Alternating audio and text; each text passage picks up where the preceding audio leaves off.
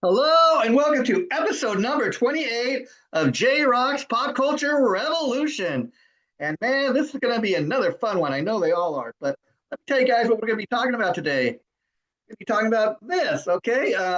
And what this is an animated movie special from 1966 um, called A Man Called Flintstone. Now, I'm a lifelong Flintstone fan, and I got to tell you, folks, believe it or not, I watched the Flintstones TV show when it was on back in the day. Of course, me myself, the Flintstones originally premiered like in the 1960s. I didn't come into the world until July 4th, 1971, as I've shared with you guys many times. I bring this up because initially I myself like many people, caught the Flintstones in reruns, um, and I was a big fan of the classic TV show. I mean, who isn't, right? I remember, as we talked in our episode that we did, I believe it was episode 25, with my good friend Ben Hicks, who is a director and writer. One of we were talking about my favorite classic TV show theme songs. The Flintstones was on my list. I believe it was on there at number three. And the thing of it is the Flintstones as a kid. I remember every time that show would come on, you know, um, Fred Flintstone, I just loved to death. I remember thinking, how funny Fred was. And as a kid, I would mimic all his actions in the opening of his, as the show was opening each week, the show opening. And as that Flintstone song would come on, Meet the Flintstones, I would get all into it. I would start singing the song. And then even, as the show is coming to an end every week and the credits are rolling up, closing credits, and you see the very last thing you see is Fred Flintstone banging on the door, Wilma! So as you can see, I am, even as I talk about it tonight, I'm so into the Flintstones. I don't know how I missed this. I mean, again, it came out originally in 1966. Now, what this is that I ordered, believe it or not, off of Amazon.com, as I order a lot of stuff. And I came across this, and not only did I get this because it was a man called Flintstone, which I'd never seen, but let's see, you get like you get all the the animated movie specials, most of them. There's so many, but you get about six or seven on here, and so the Flintstones is going to be something that we're going to revisit. So again, in this collection, let's see, you get another one of my all-time favorites, the Flintstones Meet the Jetsons. That's on here. Flintstones. Uh, let's see. A little big league movie. They got. Let's see, the Flintstones, Holly Rock Adventure. So they got a lot of great classic animated movies. Some of them I've seen, but I never seen A Man Called Flintstone. And let me tell you, man, this was a lot of fun watching and prepping for tonight's episode. In fact, I watched it yesterday, on Saturday evening, and prepping for today's episode that we're doing right now. And it was a lot of fun, and we're going to get into why it was so different. Now, The Man Called Flintstone was officially released on August 7th, 1966. And the film was released theatrically during the height of popularity of both the Flintstones and the 1960s spy movie craze, which has a lot to do with this animated special, A Man Called Flintstone, being made. And we're going to kind of get into all of that. And so we should also talk about, like I said, okay, most people originally come to know the Flintstones from the classic 1960s Flintstones TV show, animated cartoon, 30 minute episode, you get every week. And then, eventually the Flintstones go off the air. But the people that owned the Flintstones, Hanna-Barbera, they realized that even though the Flintstones TV show has been taken off the air, um, they want to kind of see what where else they can take the Flintstones, what else they can do with the Flintstones, because they realize even though the TV show no longer exists, they don't want to just forget about the Flintstone characters. At the time in the 1960s, when the show comes off the air, they are still very, very popular. So part of a reason um, for putting this movie in the theater in 1966 was for the simple fact, okay, the Flintstone show is no longer on TV airways. Will people go see a Flintstones movie?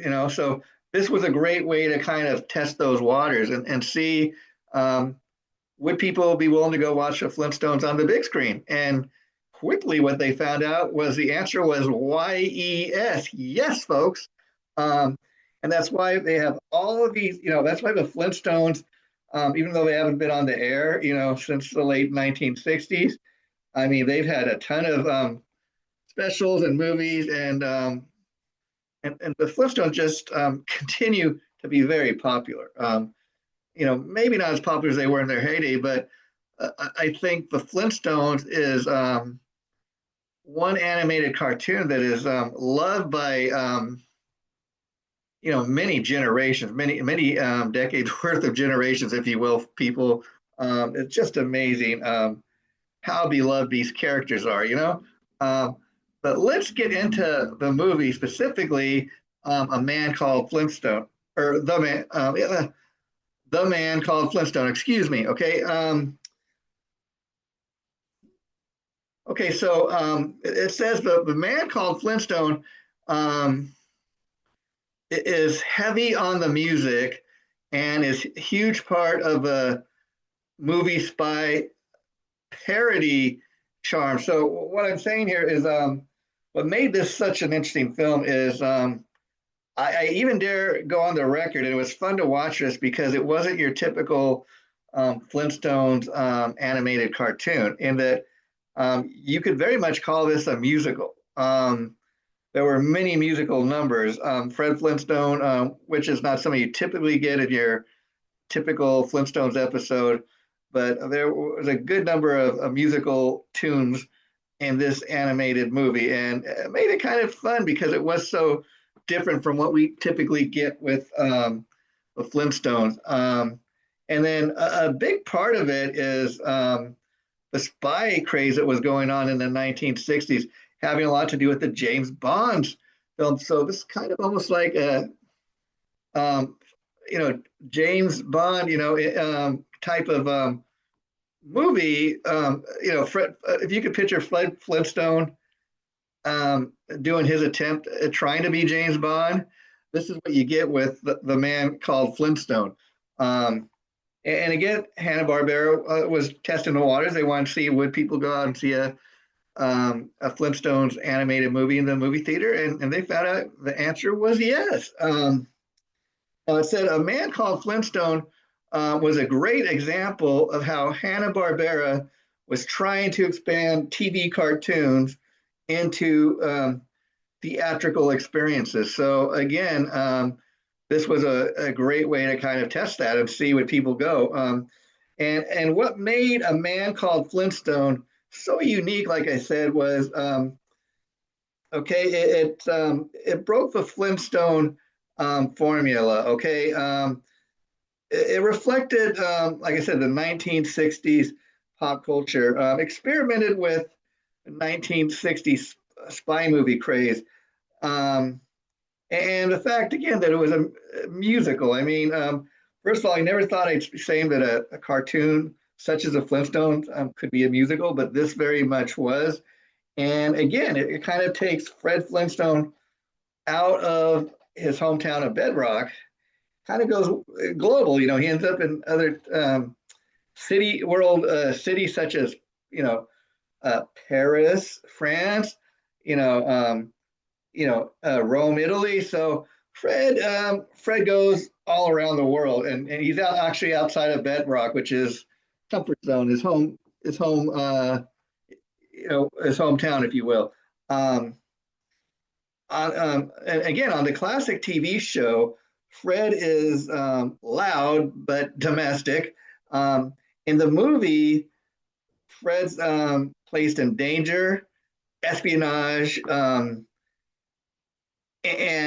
international intrigue. So again, not your typical Flintstone episode there. You're getting a little something different. And that's what made this such a fun movie.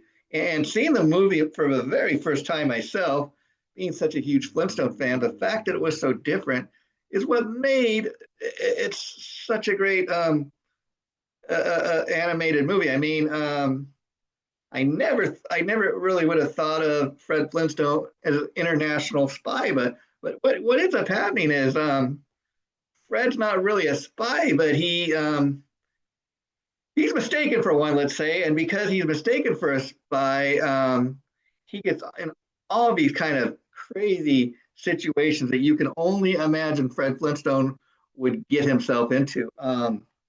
And so, in the movie, A Man Called Flintstone, the movie pokes fun at government agencies. Um, it's kind of a spoof or a parody of the James Bond movies that were popular at the time. Um, very much like in the James Bond movies, what you get in A Man Called Flintstone is because Fred Flintstone is mistaken as a international spy. He's got all these gadgets that he's trying to figure out how to work. So that's another aspect of the movie here. Okay, and then because of all this craziness, because it is such a different Flintstones type of movie, you're getting Fred Flintstone kind of out of his normal character in all these crazy situations. The film is just loaded up with slapstick comedy, Stone Age puns, and jokes, and that's kind of what you'd hope something like a Flintstone animated movie would include, right? Yeah, I know I would. And it's what I loved about this film. It was totally kind of out of the stereotype of what we all think of Fred Flintstone. Fred Flintstone in this proves that maybe he's not really an international spy, but man, he still he puts forth his best effort, if you know what I mean, to convince the world that he is. Um, and I think just that's what made it so such a fun film to watch because it is so out of the stereotypical Fred Flintstone that we have come to know and love. And then once again, anybody who knows anything about the history of the Flintstones knows that Alan Reed, who is actually the original voice actor, original voice of Fred Flintstone, he returned as Fred Flintstone in A Man Called Flintstone. Reed's deep expression voice helped define one of TV's most recognizable cartoon characters, which helped to make Alan Reed a staple of early American animation and old time radio. I mean, before he ever did the voice of Fred Flintstone, he was on old time radio. But I will tell you, folks, most people, when they hear the name Alan Reed, that is exactly what they think of. The guy that did the original voice of Fred Flintstone. And he would continue to do Fred Flintstone for many, many years until his death. But again, something like the Flintstones, okay, we get so used to hearing that voice that you could close your eyes and oh yeah, that's the voice of Fred Flintstone, and you know it, and so I think that's another thing.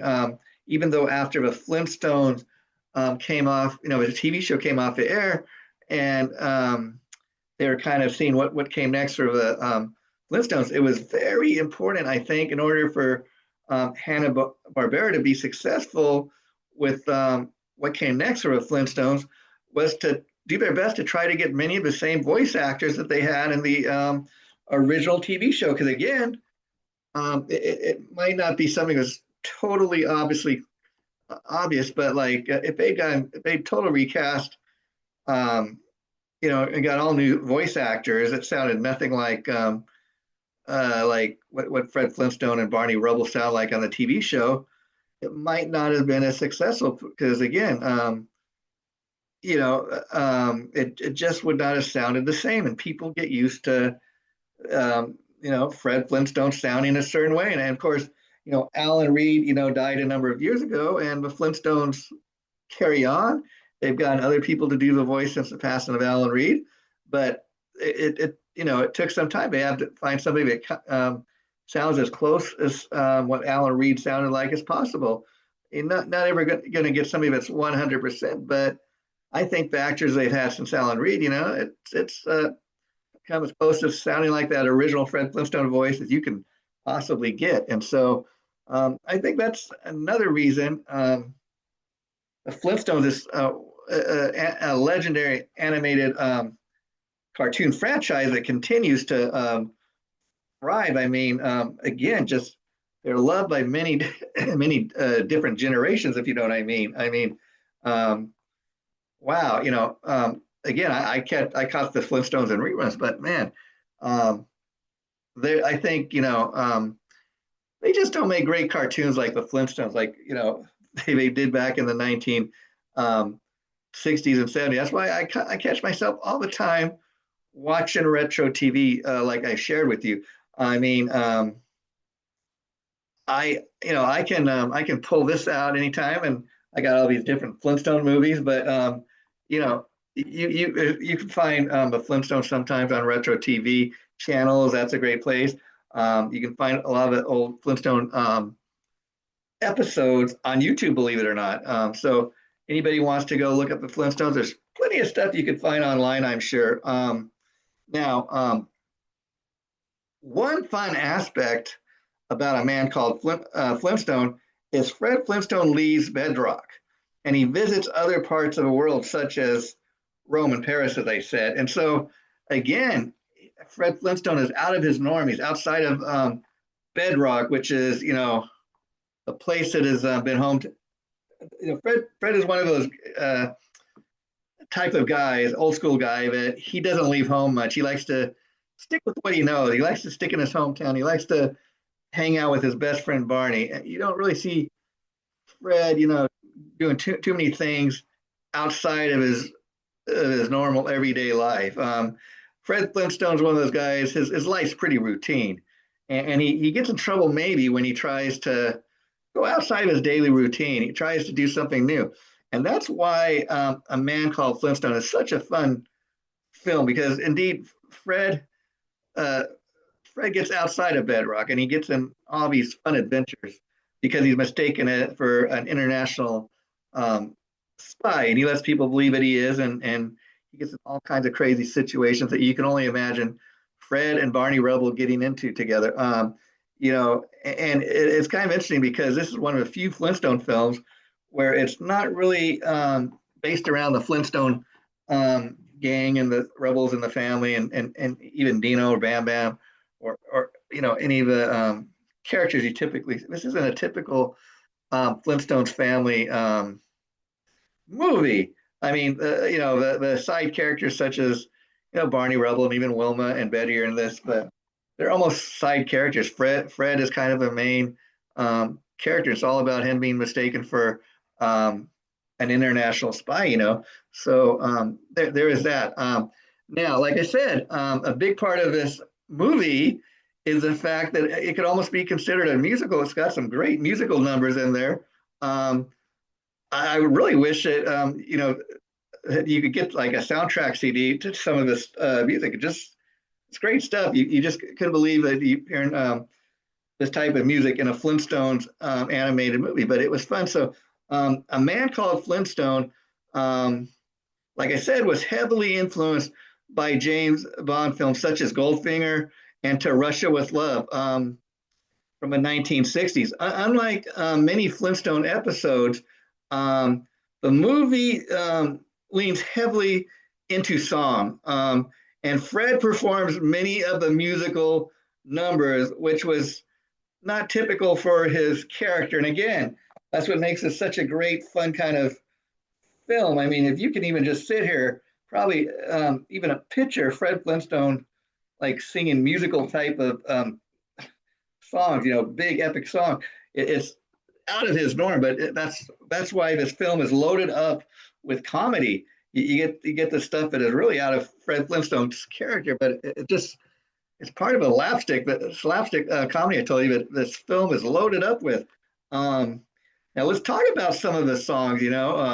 Okay, the man called Flintstone, the main theme song in the movie, is performed by Hoyt Corton, who was a composer and arranger for many of the Hanna-Barbera cartoons at the time. This is um, this is the film's signature song. It's kind of a big brassy, big band spy type of theme song, and so that's kind of the best way to describe it.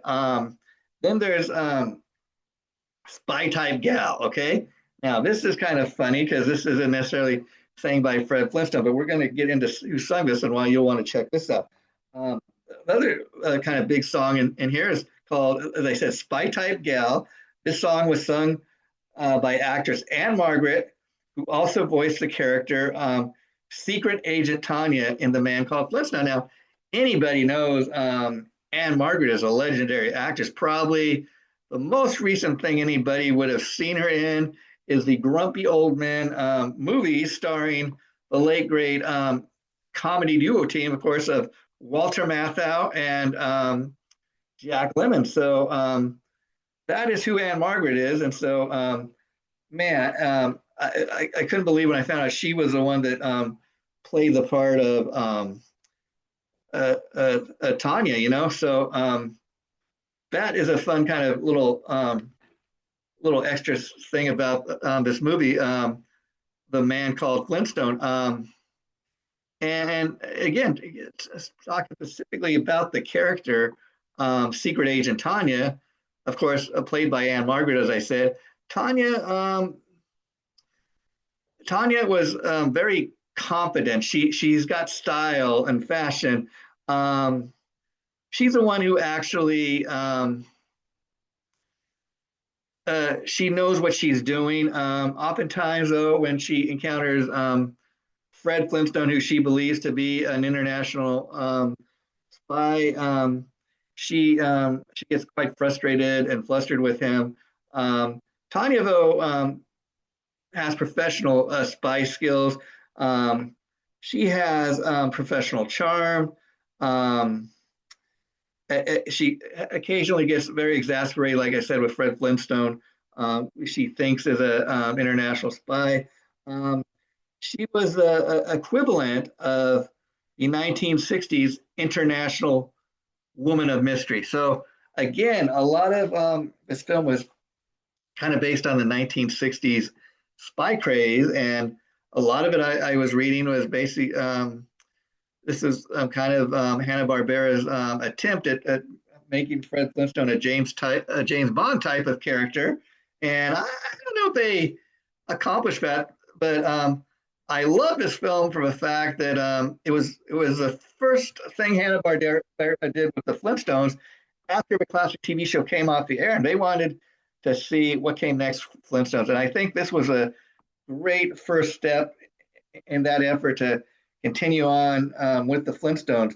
I don't know how I never heard of this film or seen it until now, but anybody that's a Flintstones fan, you're going to love it. It's so different, and just some big musical numbers is reason enough to laugh.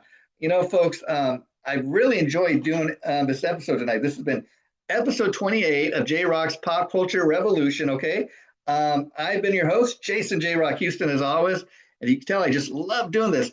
Well, I don't want to leave you guys empty-handed, so I want to let you know before we end tonight's episode, thank you for watching, and be sure you come back here next week for episode 29, when we're going to be talking about the fact that Aerosmith recently put out 50th anniversary edition of their debut album. Can you believe Aerosmith has been around for over 50 years? Well, it was 50 years ago that the debut album came out. We're going to be talking about it because not only did they put out a special 50th anniversary edition, we're going to be talking about why it's so special a little bit of a deluxe edition.